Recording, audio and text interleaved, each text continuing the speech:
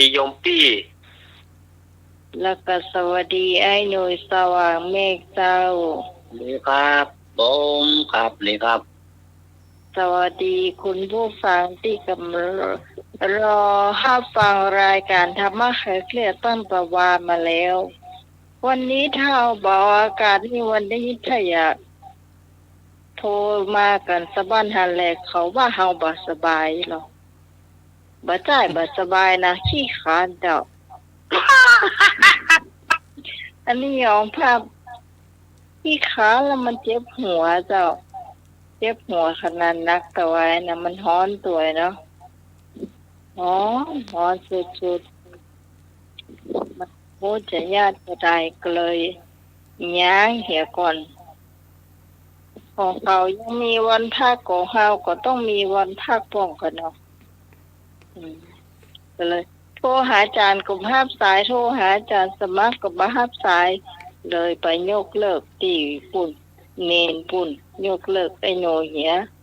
ก็จบปะน้องนั่นมาก็แล้วไปห้องหูเรื่องให้นอนเลยเนาะแต่ เราวิ่งมาจากพบพระมาเนาะฮะวิ่งมาจากพบพระเนาะจังหวัดตากเจอหมามูว่ามาถึงห้องส่งอาจารย์ว่าว่าลุงหน่วยว่าหน้าไหมพักวันนี้วะ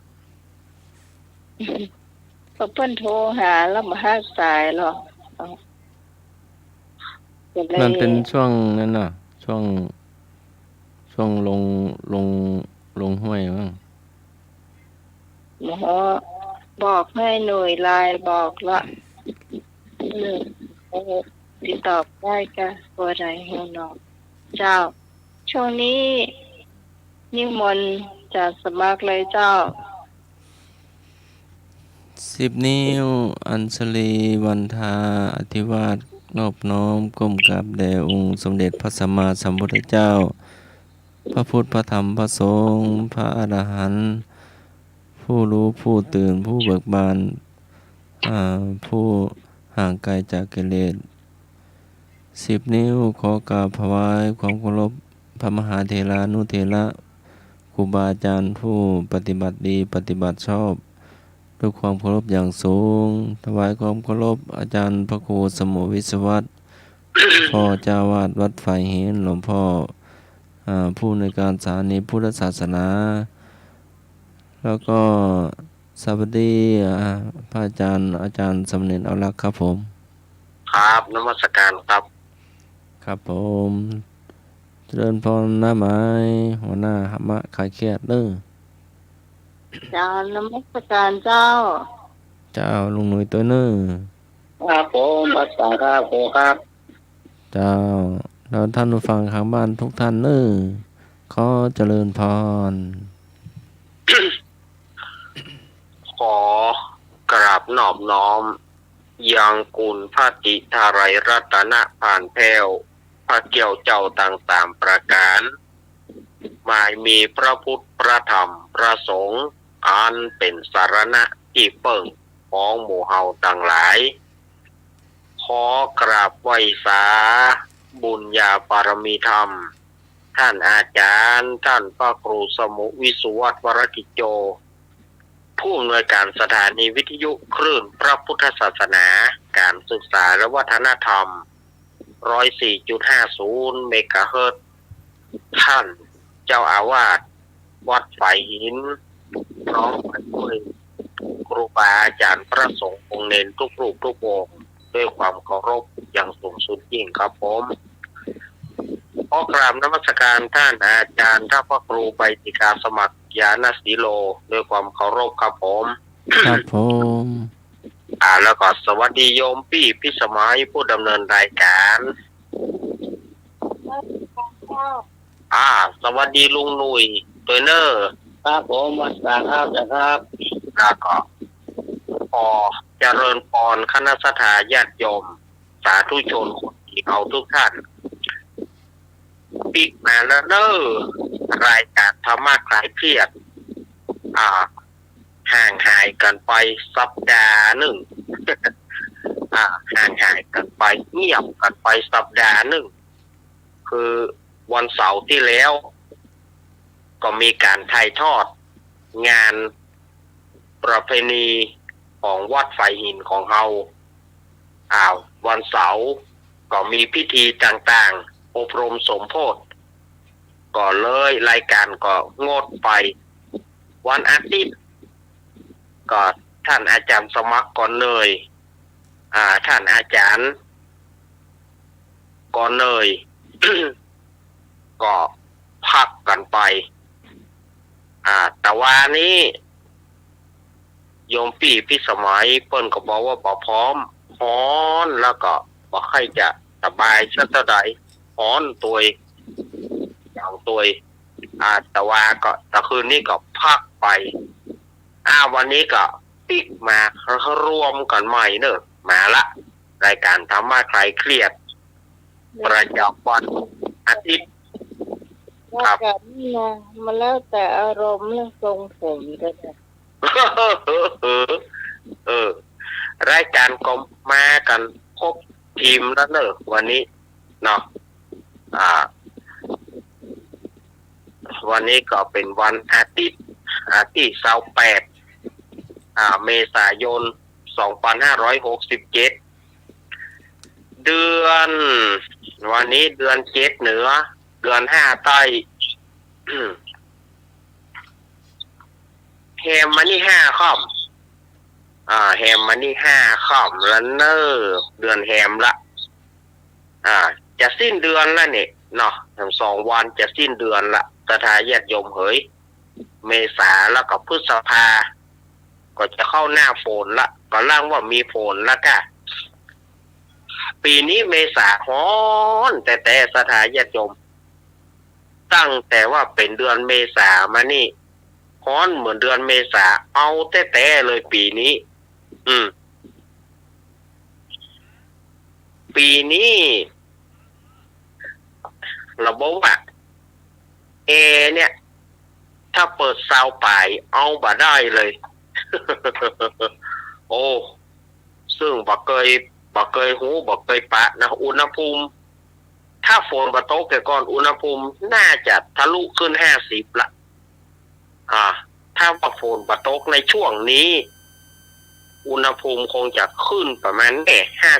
50นี่ขึ้นไปเพศแล้วเนี่ย44-45องศาแล้วเนี่ยสถาญาติโยมเนาะเอาล่ะอาตมาก็คงจะไว้แต่อีกก่อนเชิญลุงหนุ่ยได้ทักทายคุณผู้ฟังเนาะผมขอบคุณครับบอกการรอบเทระลูกเทระทุกทุกองค์ครับถึงสามเณรน้อยครับผมขอข้าวมัสการอาจารย์พระครูสมุทรสวัสดิ์ครับผมครับมัสการอาจารย์พระครูสวัสดิ์ครับผมเชิญพรลุงหนุ่ยโอ้มัสการอาจารย์วราครับผมสวัสดีลุงหนุ่ยเนอะสวัสดีพี่สมัยนะครับมาขายแค่ทุกท่านทุกองครับผมครับนี่มาแล้วเนอะวานี่ของหน้ากินข้าวไปยิมบาโคตรอารมณ์มาส่งผมครับนี่ยังของเก่าของโบราณมาแจกกันนะครับอย่าลืมนะเนาะของเล่นก็ได้เล่นโบราณนะครับมาแชร์กันนะเนาะผมลืมเลยคนรุ่นใหม่ไม่เข้าจักละครับเรียนเลยครับครับนี้เรื่องของพระเจ้าเด็กนี่เสือก็มาเสร็จเนาะร้องเนื้อเจ้านี่เป็นอย่างไรช่างทองร้องไห้เจ้าได้ยินหรอช่างทองร้องไห้โอ้แล้วก็น้ำตาคนใบตองมารองน้ำตา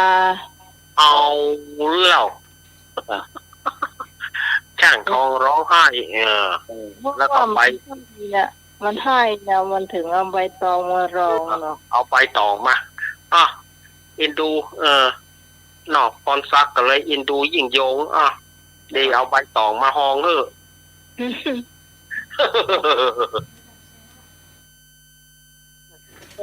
ใครจะเลือกแบบไหนก็เลือกมาเลย053-226-0589เจ้า อ้าวเลือกกันครับเนอร์053 ร้องให้เนอะ เจริญพร กล่าวภาษาพระอาจารย์ท่านพระครูสมุทรวิสุวัฒน์วรกิจโจผู้อำนวยการสถานีเจ้ากล่าวภาษาพระอาจารย์ท่านพระครูบดิกาสมัครยานศิโรเจ้า เจริญพร เจ้ากล่าวภาษาพระอาจารย์เนนดาว สวัสดีแม่พร สวัสดีน้องใหม่เจ้า จ้าสวัสดีเจ้า จ้าสวัสดีลุงเลยเจ้า ครับผมดีครับก่อนครับ จ้าสวัสดีธรรมะคลายเครียดทุกท่านนะเจ้าพี่พรจะเอาใบ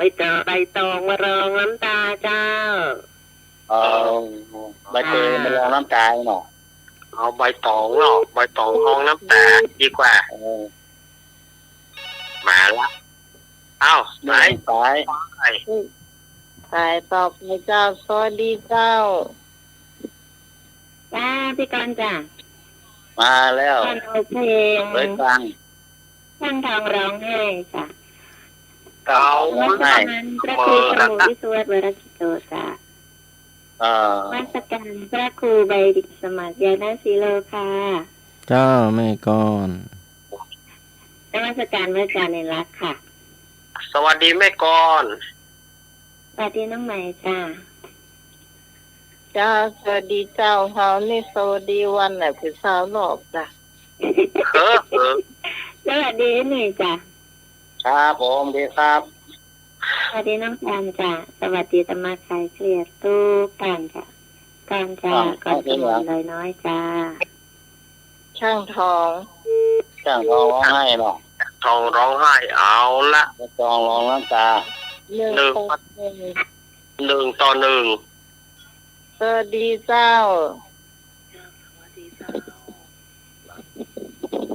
สาย สวัสดีเจ้า นี่เลย เจ้าแม่ว่าใกล้ๆโทรศัพท์มั่ง เจ้ากราบสมณกราบนมัสการเจ้า ไม่ได้ยินเสียง เจ้าแม่เสียงแม่ได้ยินน้อยเดียว แม่สุชีพเนาะ การเจ้า เดี๋ยวไม่ได้ยิน ไม่ได้ยินเสียง อันแล้วก็เร่งสุดแล้วนะ เจ้ากราบนมัสการเจ้า เจ้าแม่ เสียงแม่สุชีพบอก อันนี้มาใส่เจ้านี่โดนสเก็ตเจ้า แม่ดอยสะเก็ด เจ้า แม่เรือนคำก่อ อันนี้น้องนุ่นเจ้า ฮะ ชื่อน้องนุ่น เจ้ากำลังโทรเข้ามาเป็นครั้งแรกเจ้า คือน้องนุ่นอำเภอดอยสะเก็ดโทรครั้งแรกเนอะ โอ้ปวดท้องครั้งแรก ครับผม ไอ้ลูก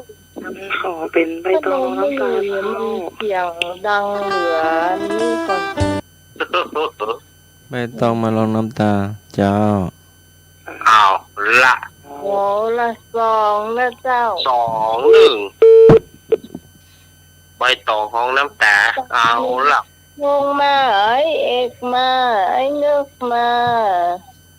เนาะไอ้โพงไอ้เอก เสียรีมาไม่หลวงปลาบงมา แม่เรือนคำมา เออไม่ย่อยมา เจ้า เจ้าแม่ ไม่ดู ไว้สาท่านอาจารย์กันเนาะไว้สาท่านอาจารย์ให้ท่านสมัครเลยเนาะ เจริญพรโยมแม่บุญ เจ้า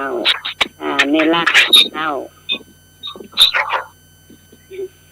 สวัสดีน้องใหม่เลยเนอะ เจ้า เจ้าสวัสดีไอ้หนุ่ยตุย ครับผมเลยครับ เจ้าดีน้องพรหนูดีน้องกรเจ้าก็เตือนให้ทุกคนเลยเนอะเจ้าเอาใบตองเนอะใบตองห้องน้ำตานั่นนี่เจ้า 3-1ล่ะ เนาะเป็นยังอันเดียวกันเสมอกัน เจ้า มันเพลงชอบกันหมดเหรอ เจ้า จ้า เจ้าสวัสดีเจ้า มาเลยไอ้นึกขใจมาเลยไอ้สุพิษไม่ย่อยไอ้สุพิษนั้นน่าจะชวนเพื่อนแหละเพื่อนแม่สุพิษอะมาเลยเจ้าน มัสการครับผมแฟนพันธ์แท้ครับครับผมโอ้ปล่อยหลวงวัดฝ่ายหินนิ่งม่วนงันตะเล้ากันเลยครับน่ะ เดี๋ยว โอ้ ถามว่าป้าไผ ผมไปวันอาทิตย์ครับน่ะมาเจ้าเลยครับพระครูสมุวิทย์สุวัฒน์วรกิจโจโดยครับน่ะใบดีกาประเสริฐสมุสมัครยานาสีโลโดยครับน่ะสามเณรอารักษ์โดยครับน่ะเนี่ยพระมดเลยครับน่ะ ต้องเฮาลำไป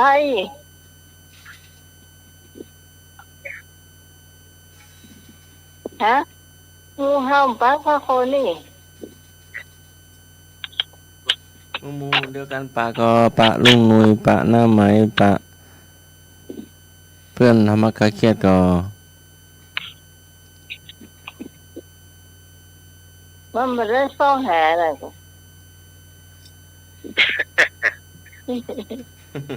เออจังตั้งมาตั้งตามาเนาะ วางไปอย่างวางอีกเด้อ เอาเองเหรอครับ โมโห เออ นี่อย่าง เออ ไอ้เนื้อ ป้อนสักการครับผมสารพาจาครับ ฮะวันนี้ยังเป็นเป็น เป็น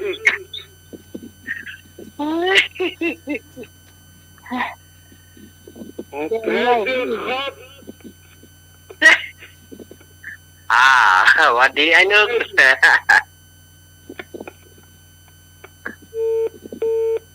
โอ้ ต้องพูดว่าอย่างถ้าเพื่อนอย่างนี้ ว่าได้เอาเพลงอย่าง เอ๊ะ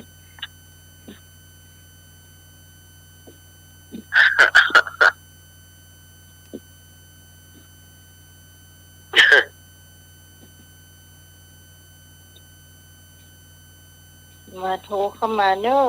โทรเข้ามาเจ้า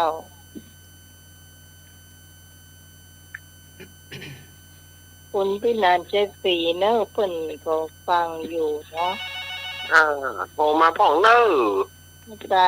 มันน่าจะได้ฟังเนอะ ใส่ลูก คุณก๊ก มาใหม่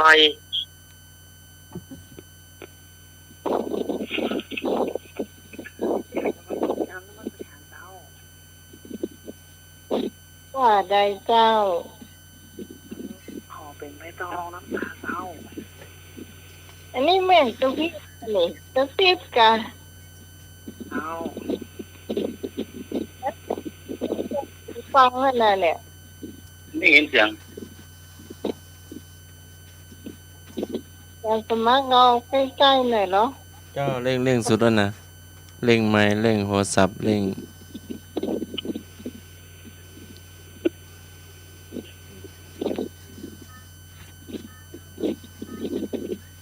ได้ยินอ่ะ เจ้าเร่งสุดแล้วนะแม่ว่าใกล้ๆโทรศัพท์เนาะ ฉันขอเป็นไม่ต้องร้องน้ำตาเศร้า อ๋อ อ๋อ โยมพี่ ใบตองรองน้ำตาไอ้เนาะ